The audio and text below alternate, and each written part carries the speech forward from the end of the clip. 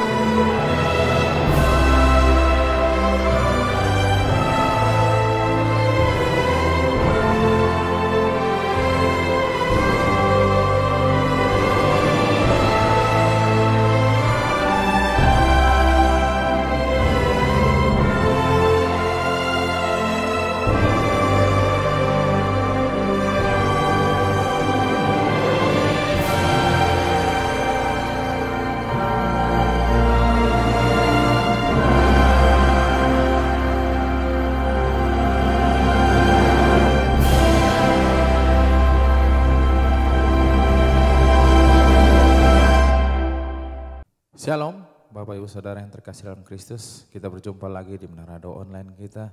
Puji syukur kita panjatkan kepada Tuhan karena sampai hari ini karena kasih Tuhan yang begitu indah bagi kita.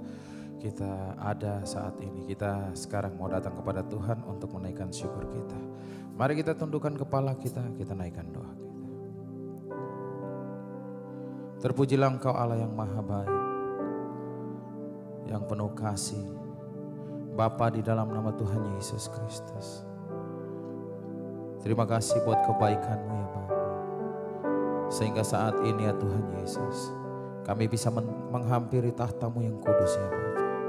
Kami bersyukur ya Bapa. Engkau memilih kami untuk mendekat ke altar-Mu yang kudus ya Bapa. Kami rindu memandang kekudusan-Mu lebih lagi ya Tuhan Yesus.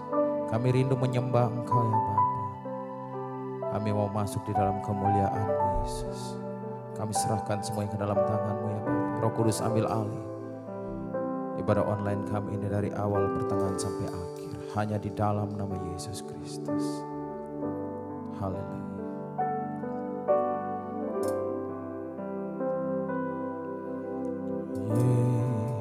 Yesus sahabatku, Kaulah perlindunganku. Yesus, Kau Rajaku, kota benteng hidupku. Sekalipun ku berjalan di dalam lembah yang kelam, ku tidak takut sebab Kau besertaku. Mari sama-sama kita ulangi dari awal. Katakan dengan segenap hati. Yesus sahabatku, Kaulah perlindunganku.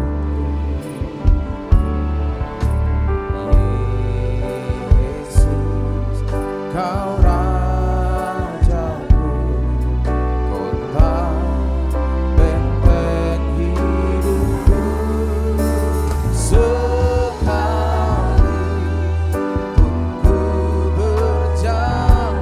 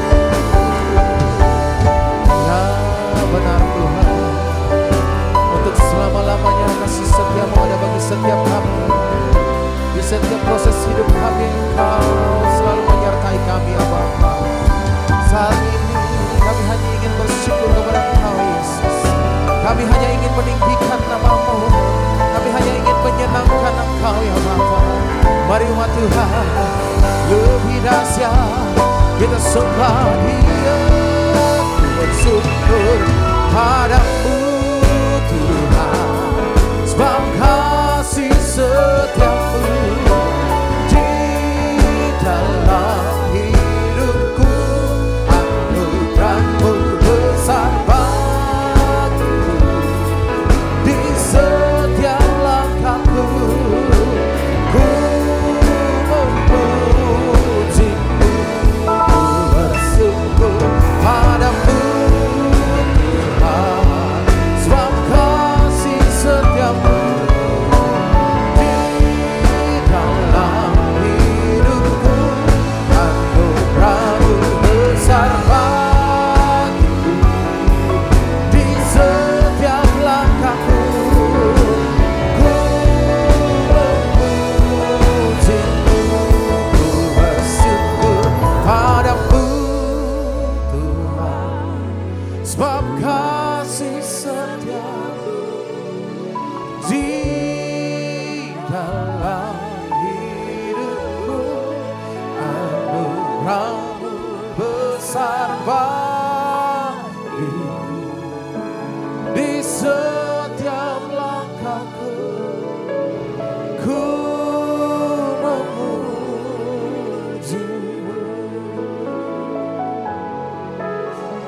ku memujimu,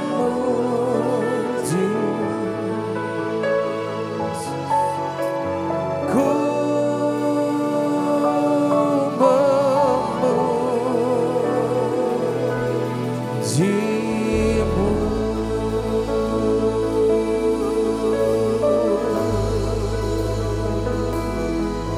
Kami datang untuk memuji, menyembah-Mu ya Allah, ya Allah pertolongan dalam hidup kami. Kami memuji, memuliakan Allah penyelamat, berkatan kami, bawa kami ke padang yang berumput hijau ya Bapa, di mana di situ Kau baringkan kami ya Bapa. Ketika Kau ada bersama kami, kami percaya kami damai, kami aman di dalam genggaman-Mu. Di situ ada kelimpahan berkat-Mu, ada kelimpahan anugerah-Mu di dalam hidup kami. Kami sembah Kau ya Allah, tak berkesudahan, selalu baru rahmat-Mu bagi kami ya Tuhan. Tak berkesudahan, kasih setiamu selalu ada di dalam hidup kami Yesus.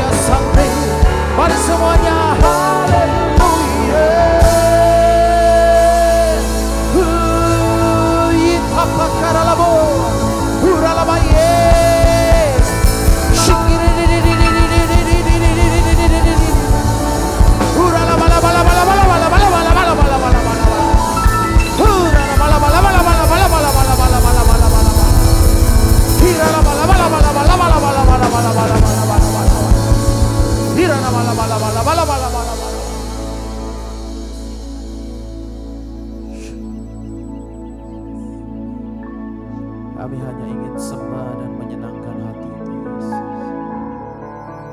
Kami hanya ingin menyembah Engkau. Kami mau fokus kepada Engkau ya Bapa. Segala penghalang kami patahkan di dalam nama Yesus. Kami runtuhkan tembok-tembok yang menghalangi kami untuk membawa datang kepada Engkau, memuliakan nama Yesus. Terpujilah nama. Mari angkat suara kita sembah. Yesus,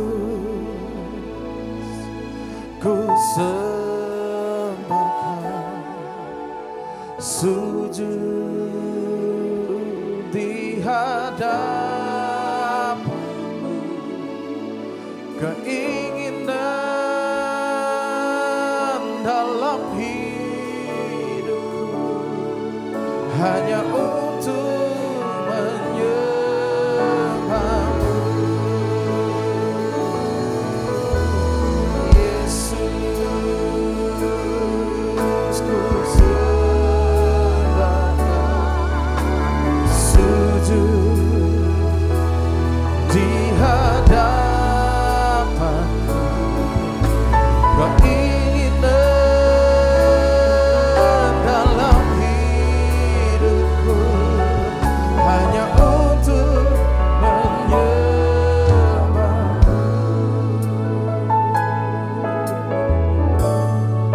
Mari sama-sama dari awal. Masuk hadirat-Mu Tuhan, dengan korban pujian. Masuk hadirat-Mu Tuhan, hiaskan keangkusan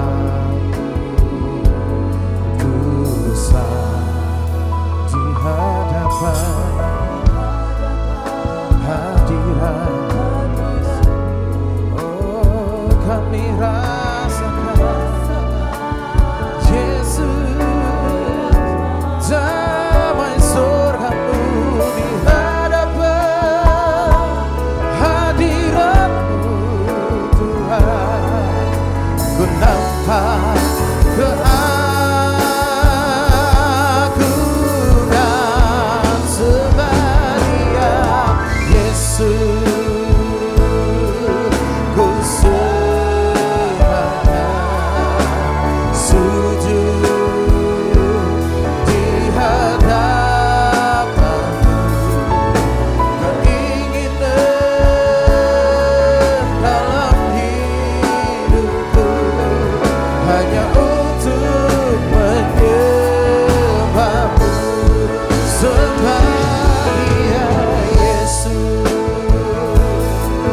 ku sembah Kau, sujud di hadapan-Mu, keinginan dalam hidupku hanya untuk menyembah-Mu.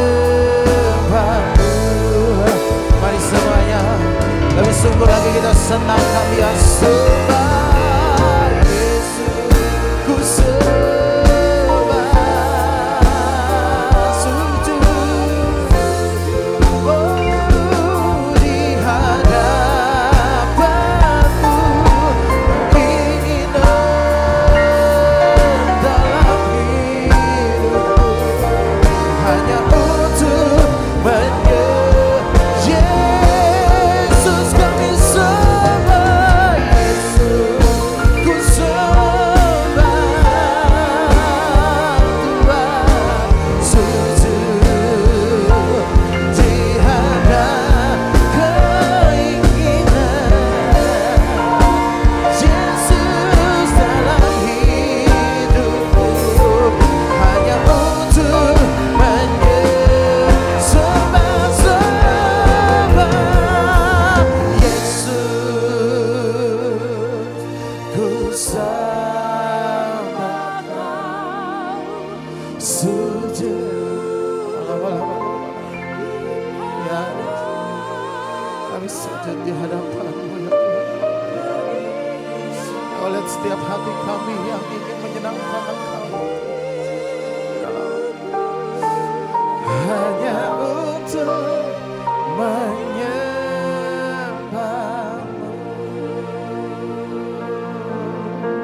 Keinginan dalam hidup hanya untuk menyembah.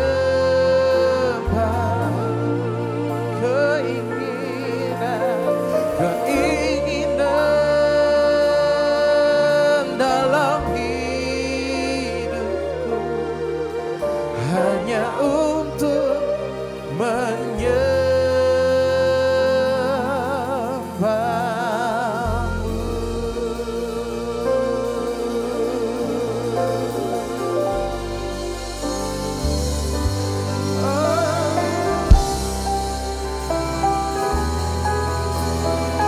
Ya Tuhan, ya Yesus, kami milik-Mu, Tuhan. Mari angkat suara kita, kita nyanyikan. Sekalipun dagingku dan hatiku habis lenyap, gunung batu dan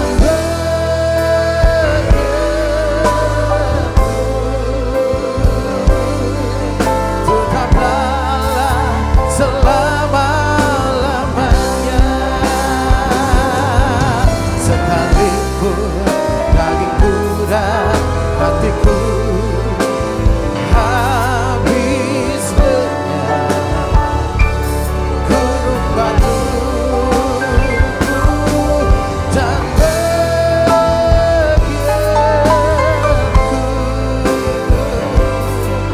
tetaplah selama-lamanya. Sekalipun dagingku dan hatiku habis lenyap, gunung batu dan bagianku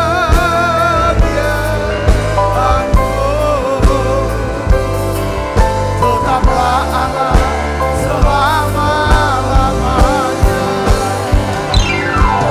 Sekalipun dagingku habis lenyap, gunung batu dan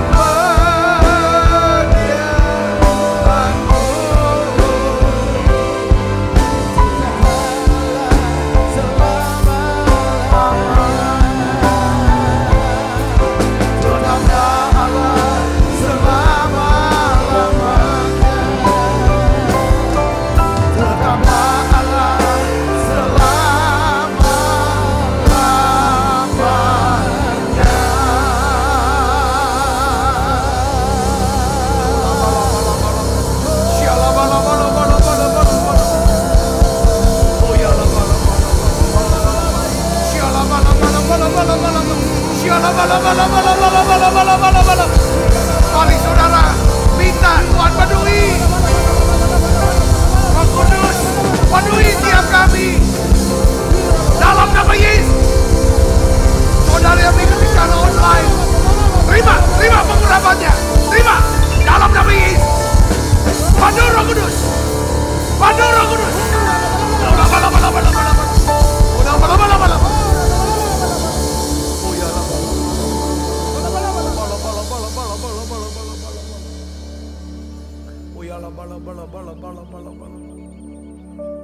Sungguh ku percaya tidak ada yang mustahil.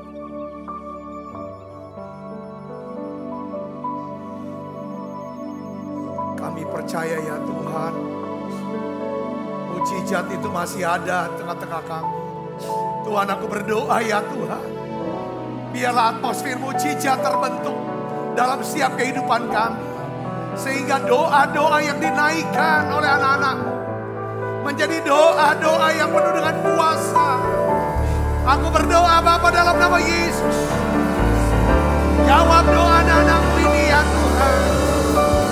Buka suara saudara. Doa saudara, doa minta ke Tuhan. Minta dalam nama Yesus. Minta. Tuhan biarlah ya Tuhan. Kau bisa pakai siap kami untuk menyatakan kemuliaan. Dan banyak orang menjadi percaya kepada-Mu. Oh ya la makasih ya la bala.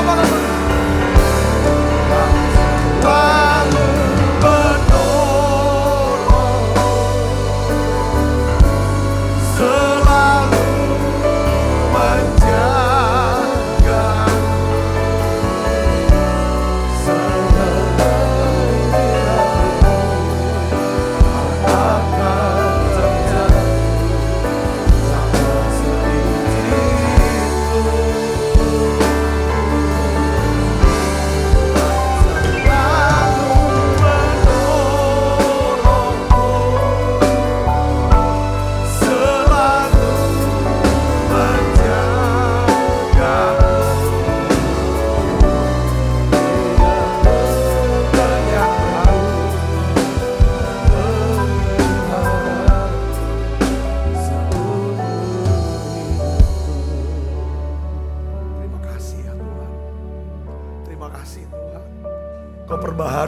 setiap hati kami.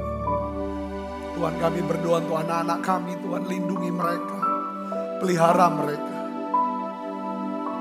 berkati mereka. Tuhan, studi mereka, pekerjaan mereka, karir, keluarga mereka, bahkan masa depan mereka ya Tuhan. Berkat-Mu turun untuk anak-anak kami ini semua Tuhan. Berdoa untuk anak-anak saudara semua. Berdoa saudara, Kau lepaskan blessing anak cucu. Tuhan berkati. Tuhan berkati studi mereka ya Tuhan. Saudara, lepaskan doa untuk keluarga. Tuhan, aku berdoa untuk rumah tangga demi rumah tangga. Biarlah di situ ada doa, pujian, penyembahan. Di tiap rumah tangga ya Tuhan. Menjadi core ya Tuhan. Jadi inti daripada gereja. Untuk menyatakan kemuliaan ya Tuhan. Ya Tuhan. Menjadi tempat ya Tuhan. Di mana Engkau mencurahkan segala ya Tuhan mujizat-Mu dalam keluarga-keluarga ini. Rencana-Mu ya Tuhan digenapi ya Tuhan. Diwujudkan dalam keluarga-keluarga ini. Terima kasih Tuhan, terima kasih. Pulihkan setiap rumah tangga. Pulihkan ya Tuhan, jadi rumah tangga yang berhasil, beruntung, berbahagia. Rumah tangga yang makarios. Urapi hamba-Mu dapat menyampaikan pesan firman dengan bahasa yang sederhana dan mudah dimengerti. Dalam nama Yesus, semua kita yang siap menerima firman, hati gembira, sama-sama katakan amin. Tangan yang meriah saudara, silakan kembali Ibu Bapak. Shalom saudara, puji Tuhan, hari ini saya ingin ajak saudara untuk melihat ya saudara, satu pola yang Tuhan mau ajarkan kepada kita.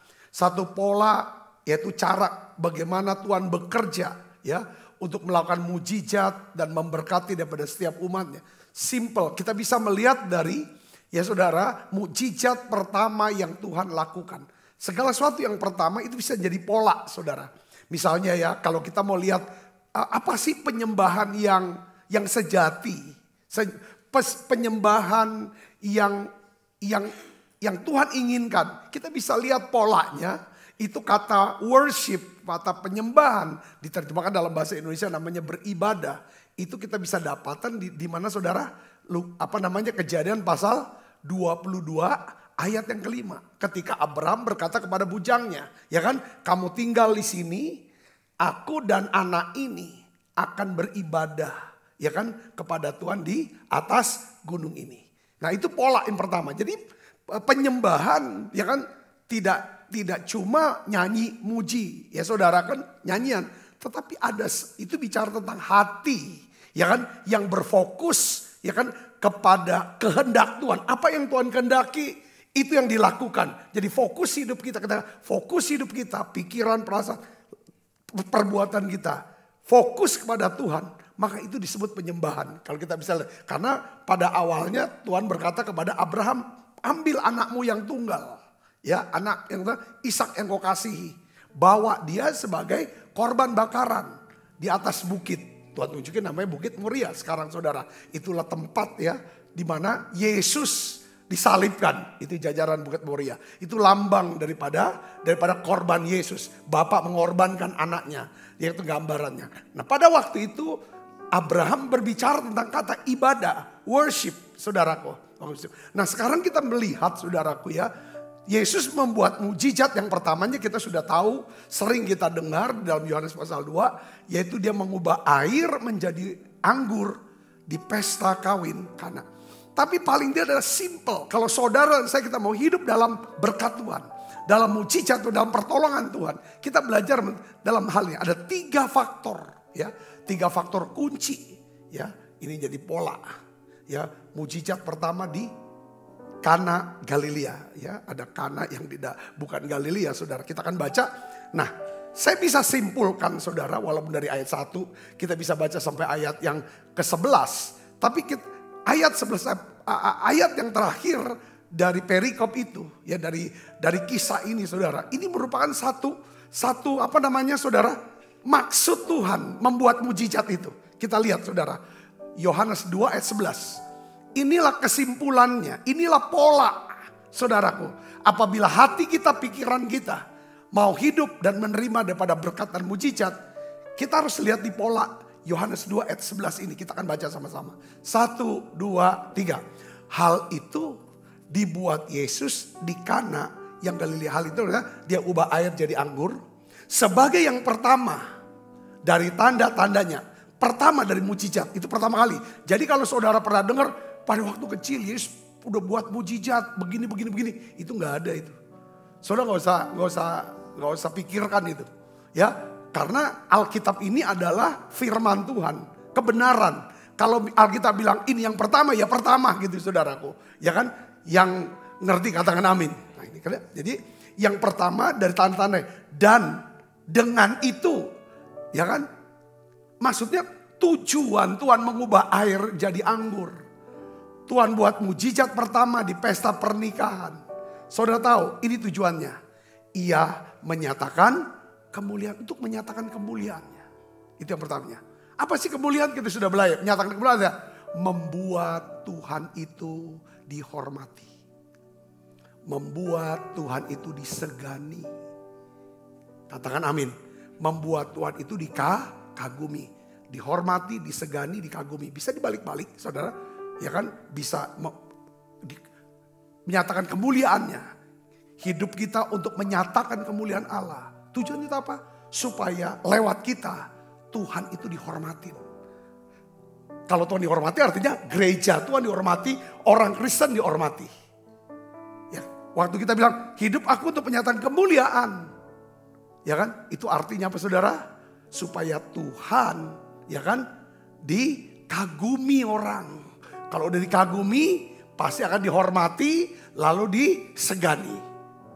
Katakan amin. Jadi tujuannya adalah untuk apa mujizat ini, saudara? Supaya dia. Bukan cuma sekedar untuk nolong kita yang susah, bukan. Tujuannya adalah supaya nama Tuhan dimuliakan. Yang kedua, dan murid-muridnya percaya kepadanya. Jadi tujuan mujizat adalah membuat kita percaya. Semakin percaya. Dan orang lain menjadi percaya atau semakin percaya kepada siapa? Kepada Tuhan. Ya saudara, jadi ini yang kita akan belajar. Jadi tujuannya pada mujizat nih. Nah kita akan belajar ada 3 faktor. Ya, faktor kunci mujizat pertama di Kana. Gimana saudara pola kerjanya? Nih saudara perhatikan.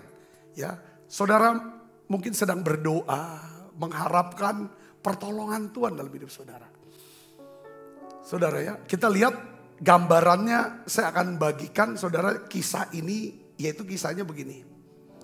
Bahwa ada pasangan mempelai, ya, hendak mengadakan pesta pernikahan. Yesus dan murid-muridnya bersama dengan Maria ibunya itu diundang dalam pesta itu, saudaraku. dia udah undang Yesus masuk ke dalam pesta itu. Kita tahu ya beberapa ahli Alkitab bilang yang ngadakan pesta ini mungkin masih ada keluarga dengan Maria atau dengan Yesus. Sehingga kok Maria bisa seperti kayak peduli banget dan bisa ngomong sama pelayannya. Itu daripada itu. Jadi ceritanya seperti itu saudara, dan kita ada tahu tradisi orang Yahudi ya, bahwa hal minum anggur itu adalah satu tradisi. Saudara tuh ya. Orang dimulai dengan minum air putih itu kebutuhan dasar. Tapi minum anggur itu setelah kebutuhan dasar terlewati, mereka minum anggur. Itu satu bentuk kemewahan, saudaraku ya. Tiap Sabat pasti ada anggur Sabat. Kalau saudara ke Israel. Nah, setiap pernikahan, tiap pesta apapun ada anggur. Kalau tidak ada anggur, itu sesuatu yang sangat memalukan. Nah, itu inti poinnya ke sana. Jadi latar belakang sudah dapat ya. Kita tahu bahwa ketika pesta berjalan, sudah berlangsung, ya saudara, Maria, saudaraku, Maria mendapati bahwa mereka akan kehabisan anggur. Karena melihat jumlah tamu yang pesta ini dengan stok anggur yang ada, Maria melihat bahwa ini pasti kekurangan anggur. Karena dia harus minum terus. Nah setelah itu dia bicara kepada siapa? Kepada Yesus. Kita tahu ceritanya itu. Dan Yesus berkata bahwa apa urusannya sama saya? Waktuku belum tiba. Seperti Tuhan tuh tolak dia. Lalu Maria, ya kan saudara, dia pergi kepada siapa? Kepada pelayan.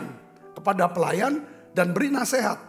Ya kan, kalau seandainya Yesus berikan perintah apapun, ya pokoknya dengarkan, jalanin aja. Disitulah kita bisa tahu ceritanya bahwa setelah itu Yesus memberikan perintah kepada pelayan itu untuk tuangkan air. Sudah dalam tempayan itu, ada 5 tempayan kan. Sudah 5 masukkan air. Lalu cedok itu, lalu kasih ke pemimpin pesta. Saudara, waktu pemimpin pesta minum air itu, dia nggak tahu itu adalah air. Waktu dia minum, itu berubah jadi anggur. Anggur yang kualitasnya lebih tinggi. Sehingga pemimpin pesta kasih komen. Yang biasanya orang ngadakan pesta, dikasih dulu yang anggur yang paling terbaik. Kalau mereka sudah puas, ya maksudnya puas rada-rada mabok, baru dikasih yang gak enak. Saudara gue, tapi ini kok yang makin berkualitas. Jadi pesan daripada cerita ini adalah ini bicara tentang rumah tangga. Kenapa kok Tuhan buat mujizat itu di rumah tangga? Seringkali kita bicara dan kita seringkali dengar bahwa yang namanya rumah tangga itu adalah satu cerminan antara, ya kan, bisa jadi neraka kalau kita salah dengan pasangan yang enggak match terus, bisa jadi sorga, saudaraku. Dan rumah tangga itu menjadi tempat latihan bagi anak-anak. Dia akan dibentuk jadi preman, jadi prajurit Kristus. Itu semua adalah gambaran daripada suami istri, anak-anak, saudaraku. Bagaimana ibu, ya kan, bisa merawatnya dan bapak dan lain sebagainya. Kita tahu. Jadi Tuhan tuh melihat ketika rumah tangga atau inti daripada gereja itu keluarga kuat, saudara, sejahtera, saudara bisa jadi berkat, maka gereja akan kuat. Kalau gereja kuat, masyarakat akan kuat. Masyarakat kuat, negara akan kuat. Yang ngerti katakan amin. Nah Tuhan tidak buat mujizat pertamanya dengan membangkitkan orang mati. Walaupun itu spektakuler, saudara. Tetapi dia inti, yang paling inti. Pernikahan, keluarga, saudaraku. Ya sejak awal juga kita tahu di dalam kitab Kejadian, saudara. Tuhan tuh yang berinisiatif. Lembaga pernikahan itu datangnya dari Tuhan sendiri. Tuhan berkata apa? Tidak baik manusia seorang diri saja. Aku akan berikan seorang penolong yang sepadan bagi dia. Saudara, itu dimulai. Lalu Tuhan memberkati mereka. Lalu Tuhan bilang beranak cucu, bertambah banyak. Penuhilah daripada bumi. Kita lihat juga di dalam kitab Wahyu, kitab terakhir. Saudara, bicara juga tentang keluarga. Bicara tentang pesta pernikahan. Yaitu pesta pernikahan anak domba Allah. Antara kita, gerejanya mempelai perempuan. Dengan Kristus mempelai laki-laki. Saudara bisa bersini. Makanya Yesus buat mujizat pertamanya itu di pesta nikah, keluarga. Nah kita akan lihat polanya. Inilah hati Tuhan saudara untuk keluarga. Keluarga bukan cuma tempat untuk tentang diri kita. Bukan. Kita lihat polanya saudara yang pertama. Ya, bagaimana mujizat itu bisa terjadi? Air berubah menjadi anggur. Ya saudara, yang pertama, ini prinsip yang pertama yang harus saudara saya ingat. Pertama, kita membutuhkan iman. Ya, mujizat terjadi karena iman ya. Kita membutuhkan iman yang bukan hanya sekedar untuk memenuhi kebutuhan hidup kita. Tetapi ya saudara, iman untuk bisa menggenapi panggilan Tuhan bagi hidup kita. Katakan amin. Jadi poinnya begini saudaraku ya. Tuhan tuh tidak hanya ingin memberkati kita. Ya, seorang diri memenuhi kebutuhan kita. Tapi saudara, Tuhan ingin kita bisa menikmati berkat dan menjadi berkat bagi orang lain supaya nama Tuhan dimuliakan. Katakan amin saudara. Jadi ini prinsipnya begini. Ya, prinsipnya ini. Jadi kita perlu berdoa, kita perlu berusaha untuk memiliki iman. Ya, agar kemuliaan Tuhan itu dinyatakan lewat hidup kita. Katakan amin saudara. Ya, ini prinsipnya. Selalu doa kita tiap hari, biarlah lewat hidup kita nama Tuhan dipermuliakan. Bukan dipermalukan, bukan dinista. Saudara, tetapi dimuliakan, dihormati. Saudara, disegani. Ya saudara ya, dikagumi. Ya, dikagumi. Lewat hidup kita saudaraku. Dan banyak orang bisa menjadi percaya kepada Tuhan. Ini yang harus kita punya iman seperti ini. Contohnya gini, yang sehari-harinya begini saudaraku. Jadi kita tuh kita membutuhkan iman bukan hanya, saya berkali sering omong gini. Kita tuh membutuhkan iman bukan hanya untuk kuliah. Ya, tetapi untuk bisa kuliahin orang lain kalau bisa. Katakan amin. Ya, kita membutuhkan iman bukan hanya untuk bisa, ya kan, menikah, dapat jodoh. Tetapi kita juga mau supaya rumah tangga kita bisa menginspirasi dan menjadi berkat bagi keluarga-keluarganya yang lain. Katakan amin saudara. Kita punya iman bukan hanya untuk bisa sembuh.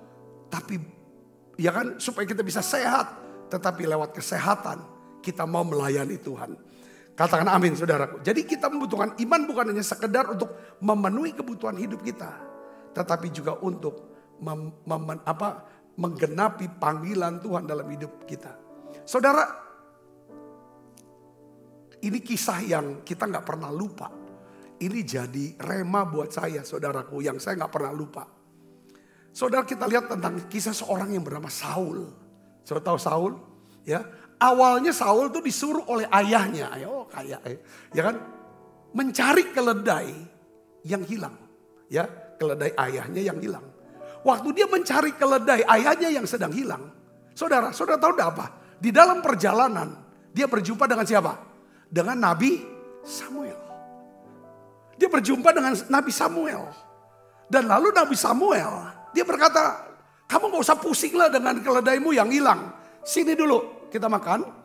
Ya, lalu Nabi Samuel bernubuat, kamu akan jadi raja Israel. Kaget dia. Dia gak pernah nyangka, gak pernah kepikiran untuk bisa jadi raja. Cita-cita juga gak pernah mencita-citakan itu saudara. Tapi itulah yang jadi.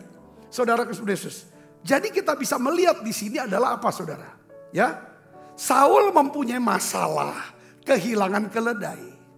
Tetapi di balik masalah itu terbuka rencana Tuhan yang besar bagi hidup dia. Menjadi apa saudara? Menjadi raja Israel. Jadi saudara seringkali kayak misalnya masalah kehabisan anggur ini saudaraku. Sebenarnya ini masalah aib besar. Rasa malu besar yang gak akan pernah terhapus bagi mempelai dan keluarga besarnya saudara. Orang Yahudi kan ikatan keluarganya begitu kuat. Satu dihina, semua turut terhina saudaraku. Nah bagaimana ini kita bisa melihat bahwa ya kan dimulai dari apa saudaraku? Ada satu orang.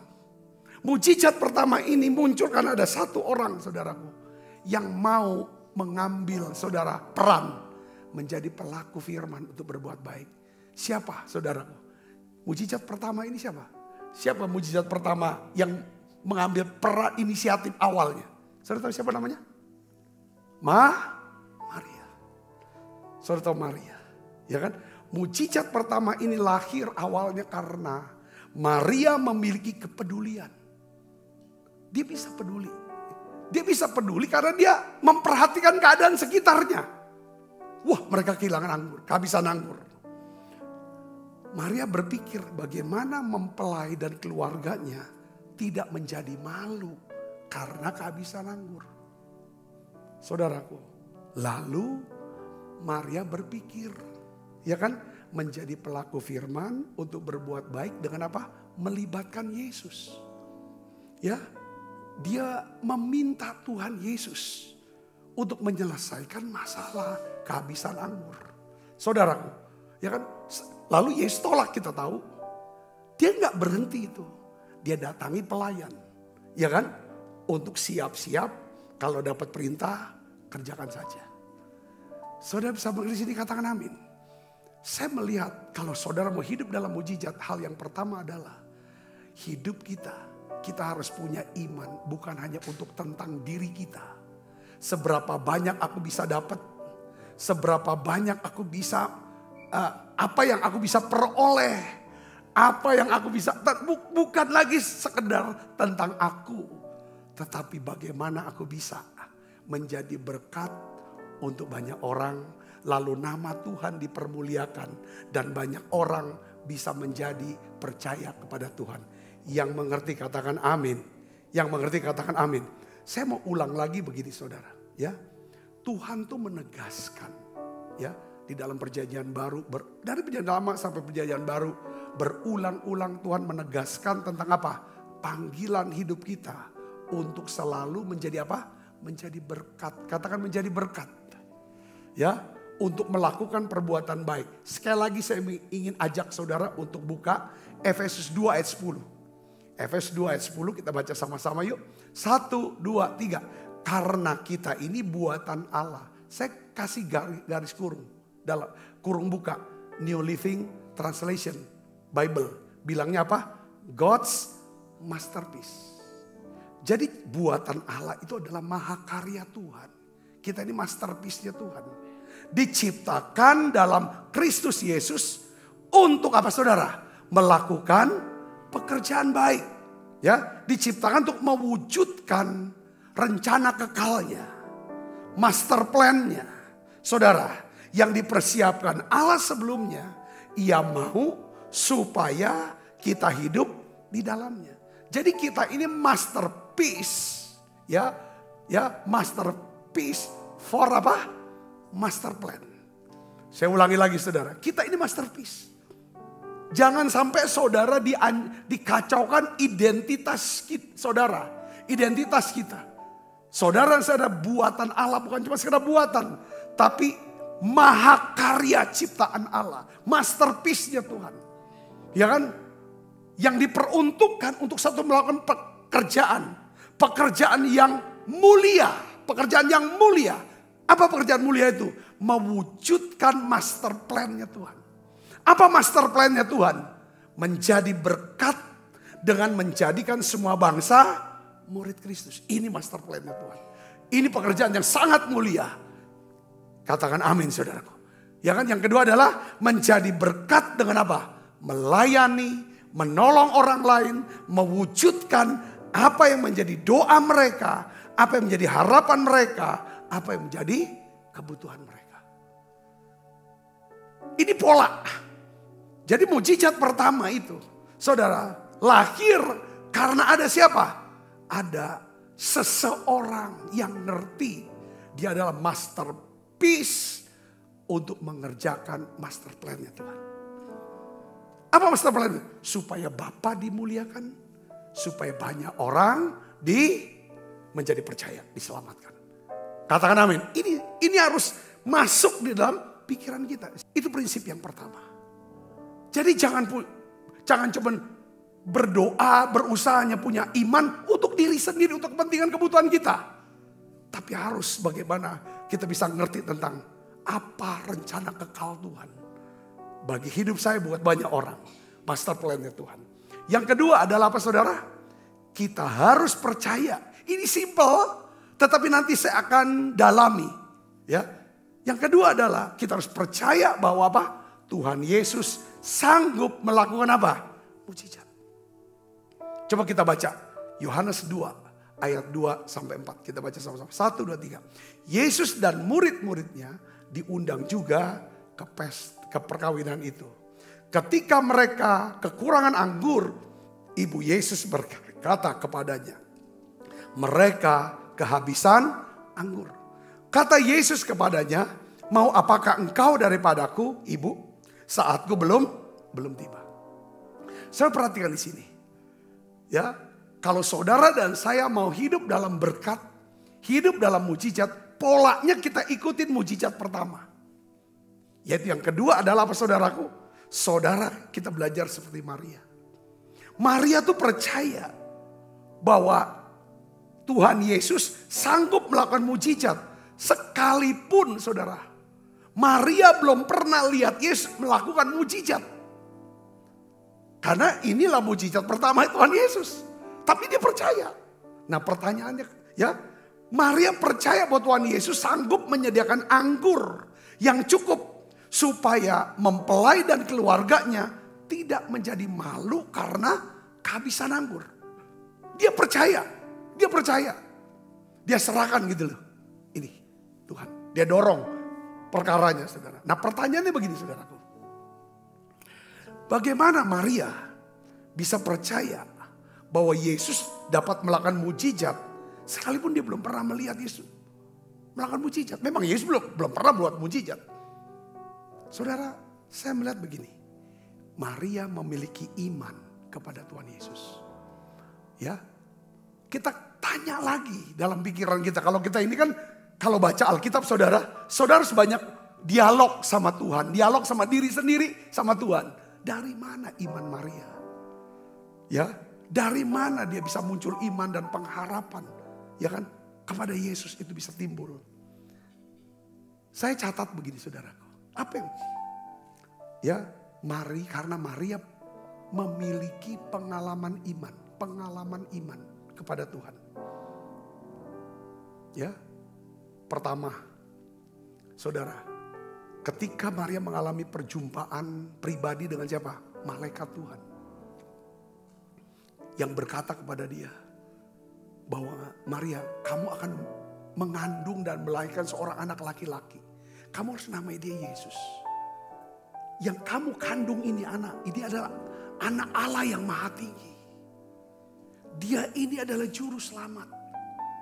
Maria tanya, bagaimana mungkin aku ini masih seorang perawan. Ya kan belum bersuami. Dijelaskan oleh malaikat, Roh Kudus akan menaungi kamu. Sebab bagi Allah tidak ada yang mustahil. Dia punya pengalaman saudara, punya dialog sama Tuhan. Punya pengalaman pribadi. Ini dasar daripada pengharapan dia. Dia bisa menaruh harapnya kepada Yesus untuk bisa selesaikan masalah kehabisan anggur. Ya, yang kedua saudara, kita juga dicatat di Alkitab. Dia mengalami perjumpaan dengan siapa? Para gembala. Para gembala yang mengalami perjumpaan dengan malaikat atau dengan Tuhan. Gembala dia mendengar perkataan malaikat, ya kan? Yang berkata bahwa, ya kan? Jangan takut, aku akan memberitahukan kepadamu sukacita besar bagi seluruh bangsa. Ya kan? Hari ini telah lahir bagimu Kristus Tuhan di kota Daud. Juru selamat, ya kan? Kristus Tuhan di kota Daud. Lalu malaikat, lalu dijelasin, ini tandanya. Ada seorang bayi dibungkus dengan lampin dan diletakkan dalam palungan. Lalu para gembala itu datang pergi ke Efrata, ke Bethlehem, Efrata. Dia cari, dapat ketemu, betul. Ada bayi dibungkus lampin, ditaruh di palungan. Lalu dia cerita kepada Maria.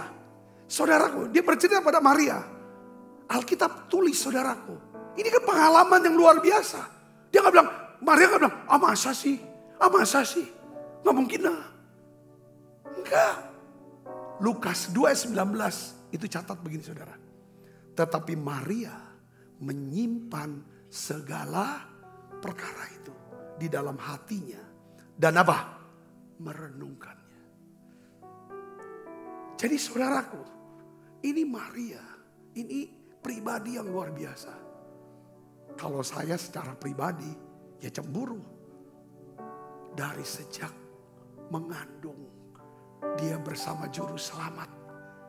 Membesarkan juru selamat. Waktu juru selamat melayani, dia ikut. Juru selamat pikul salib, disiksa, dia hadir di sana, dia lihat. Sampai naik ke salib, dia ada di situ. Juru selamat bangkit, dia ada di situ. Juru selamat naik ke surga, dia ada di situ. Wah, merinding saya. Apa sih kok istimewa banget sih Maria? Orang ini punya selalu simpen pengalaman imannya, pengalaman rohaninya. Itu nggak akan pernah bisa terlupakan dalam hidup dia. Dia nggak pernah lupakan yang namanya kebaikan Tuhan. Karena makanya hatinya penuh dengan nyanyian, hatinya penuh dengan syukur. Saya pasti kalau kita ketemu Maria ya saudara, walaupun mungkin dia sudah tua, pasti mukanya tersenyum, berseri-seri selalu. Satu hari Yesus dibawakan ke Bait Allah. Ya usianya belasan lah, 12 atau berapa gitu. Dia pulang. Dia kira Yesus ada ikut. Tiba-tiba hilang. Mana Yesus? Dia balik lagi saudara. Dia lihat. Rupanya Yesus saudara sedang berbicara, berdiskusi. Tanya jawab dengan alim ulama. Semua orang terheran dan kagum dengan kecerdasannya. Maria lihat. Saudara di ayat 51. Kita lihat di sini, kita baca. Lalu Yesus pulang bersama-sama mereka ke Nazaret. Dan ia tetap hidup dalam asuhan mereka. Dan ibunya, namanya siapa? Maria. Menyimpan semua perkara itu dalam hatinya. Walaupun Yesus tidak pernah buat mujizat. Dia tahu anaknya ini sanggup selesaikan semua. Dia tahu anaknya ini Mesias. Anak Allah yang hidup. Dia tahu anaknya ini adalah juru selamat. Penolong. Apapun masalah dia bisa tolong. Sekalipun dia belum pernah lihat itu. Belum pernah alami itu. Kata kuncinya adalah apa saudara? Kenapa kok Maria bisa menaruh harap kepada Yesus? Maria ada seorang yang suka merenungkan firman. Dan menyimpan pengalaman rohaninya bersama dengan Tuhan. Setiap saudara pasti punya pengalaman rohani sama Tuhan. Katakan amin. Ya, ketika kita diselamatkan pertama kali. Itu pengalaman rohani yang gak bisa dilupakan. Saat saudara mungkin mengalami sakit yang begitu parahnya. Yang mungkin dokter berkata ini penyakit gak bisa sembuh. Tapi Tuhan sembuhkan. Kalau saya simpan perkara indah mati. Ini akan jadi pengalaman iman ini. Saya simpan, saya yakin. Apapun yang terjadi dalam hidup saudara ke depannya. Atau hari ini ngalami itu. Saya yakin, saudara saya berkata seperti Daud. Ya kan? Tuhan telah melepaskan aku. Dari cakar singa. Dari cakar beruang. Dia simpan perkara pengalaman rohaninya. Itulah dasar iman. Dasar pengharapan dia. Untuk menghadapi siapa? Goliat. Saya bisa di sini katakan amin. Jadi mujizat pertama ini. Tidak bisa lepas. Mujizat gak akan pernah terjadi tanpa apa? Iman. Katakan amin. Sekali lagi saya mau katakan begini. Iman itu timbul dari apa? Pendengaran akan firman Tuhan. Tetapi pengharapan itu timbul dari apa? Pengalaman iman. Pengalaman rohani bersama dengan Tuhan. Makanya Daud berkata, jangan lupakan kebaikan Tuhan. Jangan lupakan pengalamanmu dengan Tuhan. Kalau kamu lupakan kebaikan Tuhan, pengalamanmu dengan, kalau kita punya pengalaman Tuhan, pasti pengalaman tentang apa? Tuhan berbuat baik sama kita. Kalau kita nggak lupa ini, tidak mungkin kita balas Tuhan dengan kejahatan. Kita nggak akan pernah mau berbuat jahat dengan Tuhan. Berkata jahat, berbuat jahat. Setuju saudara, katakan amin. Nah ini hal-hal yang kita, wow, ini luar biasa. Saudara berkati dengan pesan ini, amin. Ya, itu yang kedua, percaya sama Tuhan. Saudara, kita tahu bahwa tadi ceritanya ya, sekalipun Yesus seolah-olah menolak permintaannya Maria, Maria tidak kecewa. Dia nggak kehilangan imannya, nggak kehilangan pengharapannya. Sebaliknya Maria mendekati pelayan dan dia berkata saudara kepada pelayan itu, Yohanes 2 ayat 5. Tetapi ibu Yesus berkata kepada pelayan-pelayan, apa yang dikatakan kepadamu, buatlah itu. Ya, apa yang dikatakan padamu, buatlah itu. Jadi gini saudara ya, saya tuh lagi belajar lagi dalemin tentang takut akan Tuhan. Gitu. Takut akan Tuhan itu kan kita sudah belajar tentang karena adanya rasa rasa kagum kita sama Tuhan.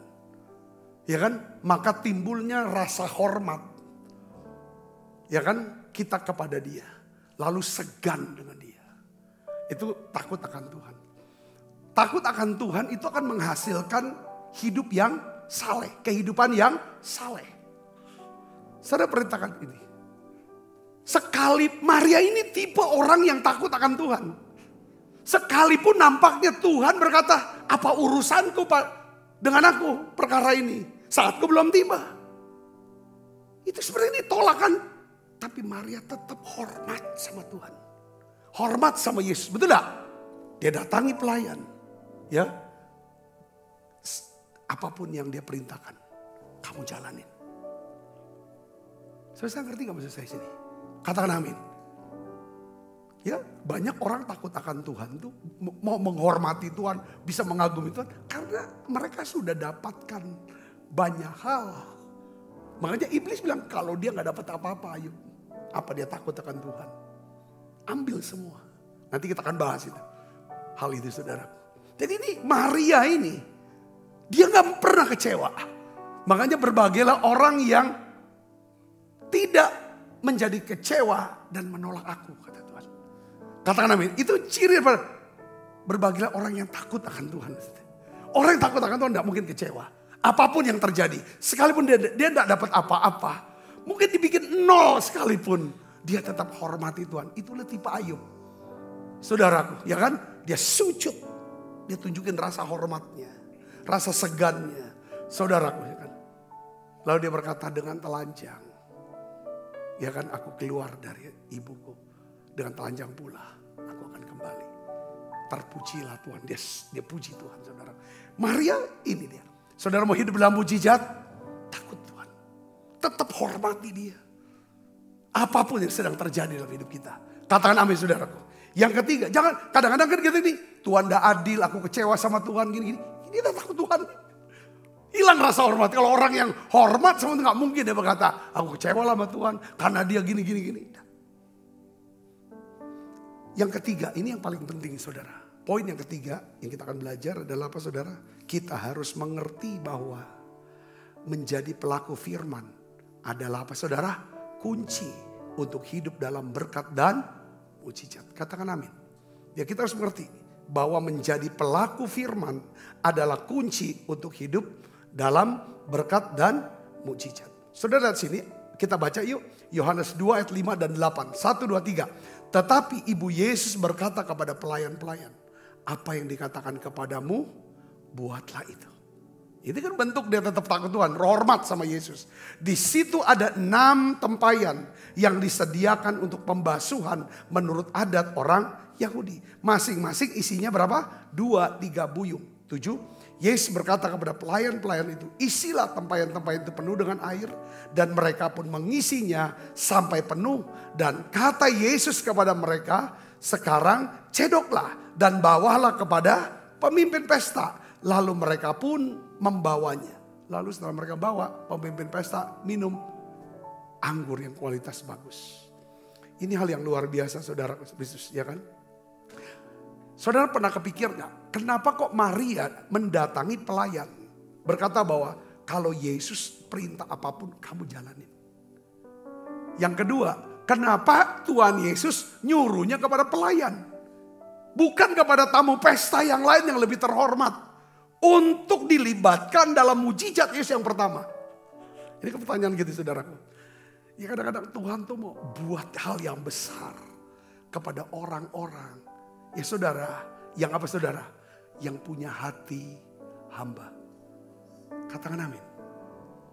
Kalau kita ini terlalu besar untuk mengerjakan hal yang kecil, kita mah terlalu kecil di mata Tuhan untuk kerjakan hal yang besar. Saya ngerti kata-kata saya ini, ya kan? Tuhan nggak pernah mau pakai. Kalau kita terlalu besar, aduh, masa sih aku suruh buang sampah sih? Nggak pandang siapa nih aku nih? Masa sih aku suruh nganterin keju sama roti ke lembah ini kan? Suruh dong aku perang. Enggak. Kalau kita nggak pernah mau ditunduk kepada otoritas, ya kan, untuk melakukan hal yang sepele sekalipun, kita nggak akan pernah diberikan kesempatan Tuhan untuk menghadapi Goliat. Saudara sangat di sini, katakan amin. Hal yang besar. Ngerti saudara? Ini kenapa kok? Karena pelayan ini sudah terbiasa mendengar dan melakukan perintah. Para pelayan sudah terbiasa melayani dan mendahulukan kepentingan orang lain. Jadi kuncinya saudara begini. Sebelum Tuhan melimpahkan segala berkatnya, melakukan mujizatnya, Tuhan akan cari dulu orang yang memiliki hati hamba. Katakan amin. Hati hamba. Saya tutup dengan ayat ini saudara. Mazmur 73 ayat 24. Kita baca sama-sama yuk. 1, 2, 3. Dengan nasihatmu engkau menuntun aku. Dan kemudian engkau mengangkat aku ke dalam kemuliaan. Dengan nasihatmu engkau menuntun aku. Dan kemudian engkau mengangkat aku ke dalam kemuliaan. Jika kita melakukan nasihat firman-Nya, kalau kita mau menjadi pelaku firman-Nya, maka Tuhan akan mengangkat kita ke dalam kemuliaan. Saudara berkata di pesan ini 3 hal. Ya, saudara berdoa, berusaha, memiliki iman bukan untuk memenuhi kebutuhan saudara, tetapi minta iman supaya kita bisa menyelesaikan rencana Tuhan yang besar lewat hidup kita. Katakan amin. Mulai peduli dengan orang sekeliling. Saudara selesaikan, ya kan? Buat mereka berhasil mendapatkan apa yang mereka doakan, harapkan dan butuhkan. Katakan amin. Seperti Maria. Ya saudara. Yang kedua, percaya bahwa Tuhan bisa selesaikan itu. Belajar takut akan Tuhan. Jangan gampang kecewa, tersinggung sama Tuhan. Yang ketiga, kunci untuk hidup dalam berkat dan mujizat, jadi pelaku firman. Yuk kita bangkit berdiri saudara. Inilah yang ku punya, hati sebagai hamba yang mau taat dan setia padamu Bapa. Kemanapun ku bawa, hati yang menyembah dalam roh dan sampai selamanya. Mari kita siapkan hati kita makan perjamuan kudus. Tuhan, kami bawa ya Tuhan hidup kami. Biarlah kami bisa mengerti bahwa kami adalah masterpiece-nya Tuhan. Untuk mengerjakan master plan-nya Tuhan. Tuhan menjadi berkat. Menjadikan semua bangsa murid Tuhan. Menjadi berkat ya Tuhan. Dengan cara menolong orang lain berhasil mendapatkan apa yang mereka doakan. Apa yang mereka harapkan. Apa yang mereka butuhkan. Tuhan Yesus tolong kami Tuhan. Tolong kami Tuhan. Ampuni dosa dan salah kami. Ampuni kami Tuhan. Ampuni kami. Biarlah kami bisa menjadi ya Tuhan. Orang-orang yang percaya bagi Tuhan tidak ada yang mustahil. Jadikan kami pelaku-pelaku firman-Mu ya Tuhan. Yang taat dan setia.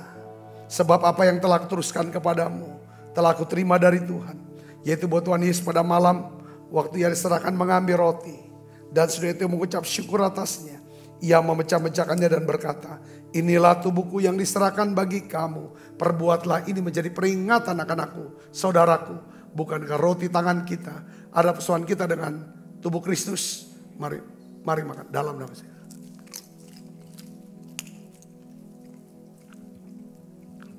Cawan. Demikian juga yang mengambil cawan sesudah makan lalu berkata, cawan ini perjanjian baru yang dimeteraikan oleh darahku. Perbuatlah ini setiap kali kamu meminumnya menjadi peringatan akan aku, saudaraku. Bukankah cawan perjanjian ini yang atasnya kita ucapkan syukur ada persoalan kita dengan darah Kristus? Mari minum dalam nama Yesus.